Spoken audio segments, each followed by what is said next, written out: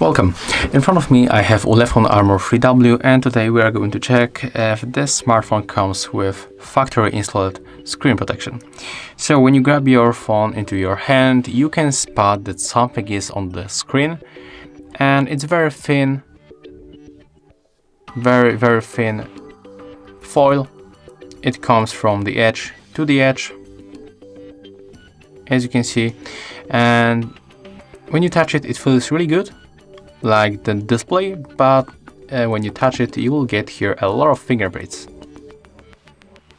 So if you want to change it, I think the tempered glass will be better.